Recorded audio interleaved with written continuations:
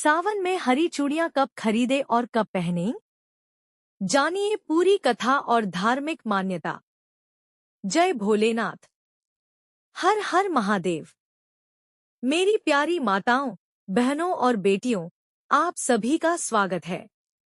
आज हम एक ऐसे विषय पर चर्चा करने जा रहे हैं जिसे लेकर हर साल सावन के महीने में लाखों महिलाओं के मन में प्रश्न उठता है। प्रश्न यह है कि आखिर सावन में हरी चूड़ियां कब खरीदनी चाहिए, किस दिन पहननी चाहिए, क्या सोमवार को ही पहनना जरूरी है, क्या हरियाली तीज का इंतजार करना चाहिए, क्या विवाहित और अविवाहित लड़कियों के लिए नियम अलग हैं? अगर आपके मन में भी ऐसे सवाल हैं, तो इस पूरी कथा को अंत तक अवश्य सुनिए। सबसे पहले हमें यह समझना होगा कि सावन का महीना भगवान शिव और माता पार्वती को समर्पित माना जाता है। इस महीने में प्रकृति चारों ओर हरियाली से भर जाती है। इसी हरियाली के कारण महिलाओं के श्रृंगार में हरे रंग का विशेष महत्व माना गया है। हरी चूड़ियां, हरी साड़ी, हरी बिंदी और हरी मेहंदी को सौभाग्य, समृद्धि और खुशहाली का प्रतीक माना जाता है। लेकिन अब सबसे बड़ा सवाल, हरी चूड़ियां कब खरीदनी चाहिए? धार्मिक परंपराओं के अनुसार सावन के किसी भी शुभ दिन हरी चूड़ियां खरीदी जा सकती हैं। हालांकि कई परिवारों में विशेष रूप से सावन के पहले सोमवार, मंगला गौरी व्रत, हरियाली तीज या श्रावण शुक्रवार को चूड़ियां खरीदना शुभ माना जाता है। यदि आप पहले सोमवार को नहीं खरीद पाए, हरी चूड़ियां कब खरीदें और कोई बात नहीं है। जानिए पूरी कथा और धार्मिक भगवान शिव की कृपा का समय माना जाता है। हर श्रद्धा के साथ किसी भी शुभ प्यारी माताओं खरीदना शुभ माना जाता है। आप सभी का स्वागत करते हैं। आज हरी चूड़ियां विषय पर चर्चा करने जा रहे हैं। अनेक घरों में यह परंपरा होती है कि चूड़ियां खरीदने के बाद उन्हें महिलाओं के मन में नहीं प्रश्न उठता है। पहले प्रश्न भगवान शिव और माता पार्वती के सामने रख कर पूजा की जाती है। किस दिन पहननी चाहिए करें? क्या सोमवार को ही पहनना जरूरी है? शिवलिंग पर जल अर्पित करें? तीज का इंतजार करना चाहिए? बेलपत्र, धतूरा और सफेद और अविवाहित लड़कियों के लिए नियम अलग है। इसके बाद हरी चूड़ियों को भगवान के चरणों में ऐसे सवाल हैं, तो इस पूरी कथा को अंत तक अवश्य कम 108 बार हमें यह समझना होगा कि सावन का महीना भगवान स्मरण कर माता पार्वती को समर्पित माना जाता है। इस महीने में प्रकृति चारों ओर हरियाली से भर जाती है। इसी हरियाली के कारण महिलाओं के श्रृंगार में हरे रंग का विशेष महत्व माना गया है। हरी चूड़ियां, हरी साड़ी, हरी बिंदी और हरी मेहंदी को सौभाग्य, समृद्धि और खुशहाली का प्रतीक माना जाता है। ऐसी मान्यता है कि इस प्रकार पहनी गई चूड़ियां सौभाग्य और सुख समृद्धि का आशीर्वाद देती हैं। अब एक और प्रश्न, क्या सोमवार को ही पहनना जरूरी है? इसका उत्तर है नहीं। ऐसी कोई सार्वभौमिक शास्त्रीय व्यवस्था नहीं है कि केवल सोमवार को ही हरी चूड़ियां पहनी जा सकती हैं। सोमवार भगवान शिव का प्रिय दिन माना जाता है, इसलिए बहुत से लोग इसे शुभ मानते हैं। लेकिन यदि किसी कारण सोमवार को संभव न हो, तो सावन के अन्य शुभ दिनों में भी पूजा के बाद चूड़ियां पहनी जा सकती हैं।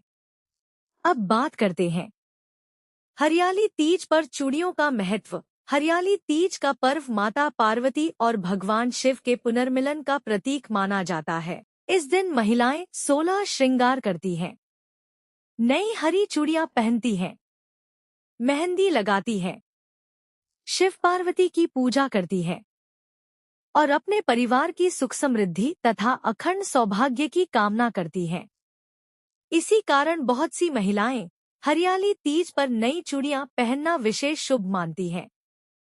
अब एक और महत्वपूर्ण बात, क्या अविवाहित लड़कियां भी हरी चूड़ियां पहन सकती हैं? जी हाँ, ऐसी मान्यता है कि अविवाहित कन्याएं यदि सावन में भगवान शिव और माता पार्वती की पूजा करके हरी चूड़ियां धारण करें, तो उन्हें योग्य जीवन साथी मिलने का आशीर्वाद प्राप्त होता है। हालांकि यह धार्मिक मान्यता है जिसे लोग अपनी आस्था के अनुसार मानते हैं। अब बात करते हैं, क्या पुरानी चूड़ियां पहन सकते हैं?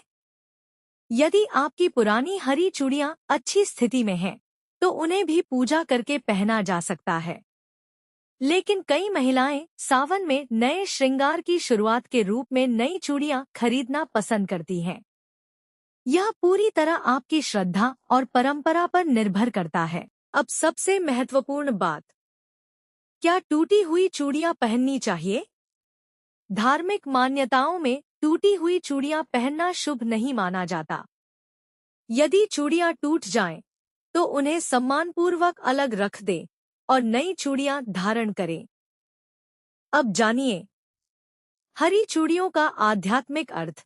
हरा रंग केवल एक रंग नहीं है, यह जीवन का रंग है, हरियाली का रंग है, नई शुरुआत का रंग है, उम्मीद का रंग है, सुख और समृद्धि का रंग है।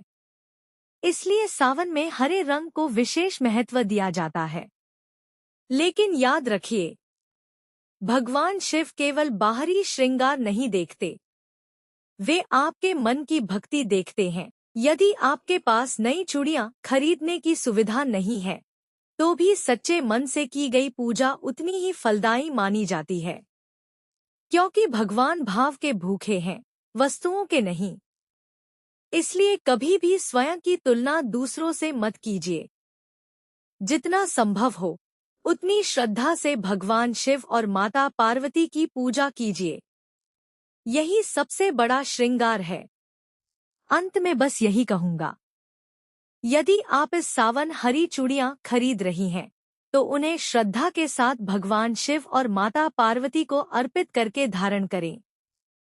घर में प्रेम रखें, माता पिता का सम्मान करें, पति पत्नी एक दूसरे का आदर करें, बच्चों को अच्छे संस्कार दें।